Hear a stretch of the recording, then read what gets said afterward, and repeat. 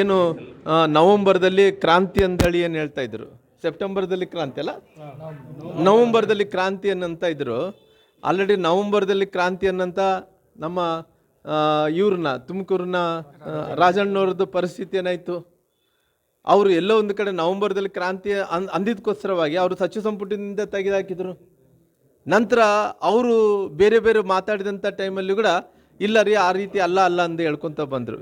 ಇವತ್ತು ಮುಖ್ಯಮಂತ್ರಿ ಮಗನೇ ಯತೀಂದ್ರ ಅವರೇ ಹೇಳಿದಾರ, ಮುಂದಿನ ದಿನಗಳಲ್ಲಿ ನಮ್ಮ ಸತೀಶ್ ಅವ್ರಿಗೆ ಮುಖ್ಯಮಂತ್ರಿಗಳಿಗೆ ಅವಕಾಶವನ್ನು ಮಾಡಿಕೊಡ್ತೀವಿ ಅನ್ನಂತಂದರೆ ಆ ರೀತಿ ಅರ್ಥ ಮಾಡೋಂಥ ರೀತಿಯಲ್ಲಿ ಹೇಳಿದ್ದಾರೆ. ನಾನು ಹೇಳ್ತೀನಿ, ಸತೀಶ್ ಅವರು ಮುಖ್ಯಮಂತ್ರಿಗಳಾಗಂಗಿದ್ರೆ ಭಾಳಷ್ಟು ಸಂತೋಷ ಅಲ್ಲ. ಆ ಸಮುದಾಯದ ವಾಲ್ಮೀಕಿ ಸಮುದಾಯ ಭಾಳಷ್ಟು ದೊಡ್ಡ ಸಮುದಾಯ ಇರೋ ಕಾರಣ ಅವ್ರಿಗೆ ಅಂಥ ಅವಕಾಶವನ್ನು ಮಾಡಿಕೊಟ್ರಿಗಿನ ಎಲ್ಲೋ ಒಂದು ಕಡೆ ಎಲ್ಲರಿಗೂ ಕೂಡ ಸಂತೋಷ ಆಗೋಂಥ ವಿಚಾರ. ಯಾಕಂದರೆ ದುಡಿದಿದ್ದಾರ, ಅಲ್ಲಿ ಅವಕಾಶ ಇದ್ದಂಥ ಟೈಮಲ್ಲಿ ಆಗಲಿಲ್ಲ.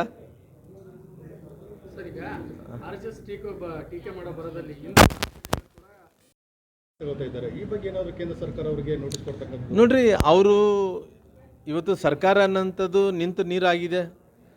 ಯಾವುದೇ ರೀತಿಯಲ್ಲಿ ಕೂಡ ಅವ್ರ ಇಲಾಖೆಯಲ್ಲಿದ್ದಂಥವರೇ ಸಾಕಷ್ಟು ಮಂದಿ ಮೊನ್ನೆನೇ ಅವ್ರ ಇಲಾಖೆಯಲ್ಲಿ ಗ್ರಂಥಾಲಯ ಇಲಾಖೆಯಲ್ಲಿ ಕೂಡ ಸಾಕಷ್ಟು ಮಂದಿ ಒಬ್ಬ ನೇಣು ಹಾಕ್ಕೊಂಡು ಸತ್ತೋದ ಒಬ್ಬ ಅಧಿಕಾರಿ. ಅವನಿಗೆ ಆ ಇಲಾಖೆಯಲ್ಲಿ ಕೆಲಸ ಮಾಡೋಕ್ಕಾಗ್ತಾ ಇಲ್ಲ. ಆ ಇಲಾಖೆಯಲ್ಲಿ ಏನು ಮಾಡಬೇಕು, ಯಾವ ರೀತಿಯಲ್ಲಿ ಅಡ್ಮಿನಿಸ್ಟ್ರೇಷನ್ ಮಾಡಬೇಕೆಂದು ಗೊತ್ತಾಗ್ತಲ್ಲ. ಮೈಸೂರದಲ್ಲಿ ಒಬ್ಬ ನೀರ್ಗಂಟಿ ಅನ್ನೋಂಥ ಒಬ್ಬ ನೀರ್ಗಂಟಿ ಕೆಲಸ ಮಾಡೋಂಥ ಒಬ್ಬ ಅಧಿಕಾರಿ, ಒಬ್ಬ ಕೆಲಸ ಮಾಡೋಂಥ ಡಿ ಗ್ರೂಪ್ ನೌಕರಸ್ಥರು ಪಾಯ್ಸನ್ ಕುಡಿದು ಸತ್ತೋದ. ಇವತ್ತು ಅವ್ರಿಗೆ ಅಡ್ಮಿನಿಸ್ಟ್ರೇಷನ್ನೇ ಮಾಡೋಕ್ಕಾಗ್ತಿಲ್ಲ, ಅವ್ರ ಇಲಾಖೆಯಲ್ಲಿ ಅವ್ರು ಕೆಲಸ ಮಾಡೋಕ್ಕಾಗ್ತಿಲ್ಲ. ಇವತ್ತು ಏನಂದ್ರೆ ದ್ವೇಷದ ರಾಜಕಾರಣ. ಅವ್ರು ಇದ್ದರು ಯಾರು ಮಾತಾಡಿದ್ರು ಕೂಡ ಅವ್ರನ್ನ ಪುನಃ ಅವ್ರಿಗೆ ಜೈಲಿಗೆ ಹಾಕೋದು, ಅವ್ರಿಗೆ ತೊಂದರೆ ಮಾಡೋದು. ನಂತರ RSS ಅಲ್ಲಿ ಯಾರೇ ಹೋದ್ರೂ ಕೂಡ ಅವ್ರನ್ನ ಕ್ರಮ ತೊಗೊಳೋದು. ಇದ್ರ ಬಿಟ್ಟರೆ ಏನು ಅಂತ ಹೇಳಿದೆ, ಮುಂದಕ್ಕೆ ಅವರು ಈ ರಾಜ್ಯದ ಉಪಮುಖ್ಯಮಂತ್ರಿಗಳಾಗಬೇಕು ಅನ್ನೋಂಥ ಕನಸು ಹಿಡ್ಕೊಂಡು ಈ ರೀತಿ ಮಾಡೋಂಥ ಕೆಲಸ ಮಾಡ್ತಾರೆ. ಒಂದು ಆಲ್ರೆಡಿ ಒಳ ಒಪ್ಪಂದ ಮಾಡಿಕೊಂಡಾರ. ಏನು ಆ ಒಳ ಒಪ್ಪಂದ, ಸಿದ್ದರಾಮಯ್ಯನವರು ಅದೇ ರೀತಿ ಮುಖ್ಯಮಂತ್ರಿಗಳಾಗಿ ಮುಂದುವರಿಬೇಕು. ಅಲ್ಲಿ ಹೈಕಮಾಂಡಲ್ಲಿ ಮಲ್ಲಿಕಾರ್ಜುನ ಖರ್ಗೆ ಅವರು ACC ಅಧ್ಯಕ್ಷರು ಏನು ತೀರ್ಮಾನವನ್ನು ತೊಗೊಂಡಿದ್ದಾರೋ ಅವ್ರನ್ನ ಮುಖ್ಯಮಂತ್ರಿಗಳಾಗಿ ಮುಂದುವರಿಸಬೇಕು. ಒಂದು ಅಜೆಂಡಾ ಏನಪ್ಪ ಅಂದರೆ ಅವ್ರ ಮಗ ಆದಂಥ ಪ್ರಿಯಾಂಕಾ ಖರ್ಗೆರನ್ನು ಉಪಮುಖ್ಯಮಂತ್ರಿಗಳಾಗಿ ಮಾಡಬೇಕು. ಅವರೆಲ್ಲ ಪ್ಲ್ಯಾನ್ ಮಾಡಿಕೊಂಡೇ ಅವರೆಲ್ಲ ಕೆಲಸ ಅವ್ರು ಏನೇನು ಮಾಡ್ತಾ ಇದ್ದಾರೆ ಎಲ್ಲರೂ ಕೂಡ ಮುಚ್ಚಾಕಬೇಕು ಅನ್ನೋಂಥ ಕಾರಣದಿಂದ ಪ್ಲ್ಯಾನ್ಡ್ ಆಗಿ ಹೋಗ್ತಾ ಇದ್ದಾರೆ.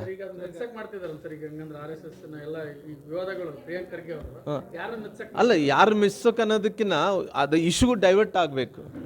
ಅವರು ಮಾಡ್ತಾ ಇರುವಂಥ ಎಲ್ಲ ಇವಾಗ ನೋಡ್ರಿ, ಯಾವ್ಯಾವ ಇಶ್ಯೂಗಳು ತೊಗೊಂಬರ್ತಾರೆ ಅಂದ್ರೆ ಇವತ್ತು ಒಂದು ಕಡೆ ಸಮೀಕ್ಷೆ ನಡೆಸ್ತಾ ಇದ್ದಾರೆ. ಸಮೀಕ್ಷೆ ನಡೆಯುವಂಥ ಟೈಮಲ್ಲಿ ಆಲ್ರೆಡಿ ದಿನನಿತ್ಯ ಕೂಡ ಆಲ್ರೆಡಿ ಅವಧಿ ಮುಗಿದಿದ್ರು ಕೂಡ ಮುಂದುವರಿಸೋಂಥ ಕೆಲಸ ಮಾಡ್ತಾ ಇದ್ದಾರೆ.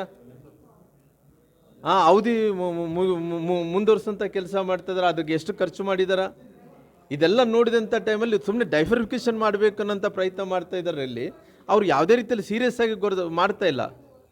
ಹಂಗಾಗಿ ಅವರು ಇಶ್ಯೂವನ್ನು ಯಾವುದೇ ರೀತಿಯಲ್ಲಿ ಕೂಡ ಜನರನ್ನ ದಿಕ್ಕು ತಪ್ಪಿಸ್ಬೇಕು. ಅವರು ಇವತ್ತು ಬೆಂಗಳೂರಲ್ಲಿ ಪಾಟ್ರೋಲ್ಸು ತುಂಬಕ್ಕಾಗ್ತಾ ಇಲ್ಲ, ಮಳೆ ಜಾಸ್ತಿ ಆಗ್ತಾಯಿದೆ, ಅತಿವೃಷ್ಟಿ ಜಾಸ್ತಿ ಆಗಿರೋ ಕಾರಣ ಯಾರಿಗೆ ಮಂತ್ರಿಗಳು ಹೋಗಿ ಪ್ರವಾಸ ಮಾಡೋಕ್ಕಾಗ್ತಿಲ್ಲ, ಯಾರು ಕೂಡ ಅದಕ್ಕೆ ಪರಿಹಾರ ಹಣವನ್ನು ಕೊಡೋಕ್ಕಾಗ್ತಾರೆ. ಮುಖ್ಯಮಂತ್ರಿಗಳು ವಿಮಾನದಲ್ಲಿ ಬಂದರು, ನೋಡಿದರು, ಹೋದರು. ಅಷ್ಟೇ ಆಗಲಿ ಅವರು ಮಾಡಿದ್ದೇನಿದೆ, ಕೇಂದ್ರ ಸರ್ಕಾರನ ಹಣವನ್ನು ಮಂಜೂರಾತಿ ಮಾಡಿದೆ. ಇವರು ಇಲ್ಲಿ ತನಕ ಇದೆ, ಅವ್ರಿಗೆ ಪರಿಹಾರ ಹಣವನ್ನು ಕೊಡೋಕ್ಕಾಗ್ತಾ ಇಲ್ಲ, ಇವ್ರಿಗೆ ಸರ್ಕಾರ ನಡ್ಸೋಕ್ಕಾಗ್ತಾ ಇಲ್ಲ.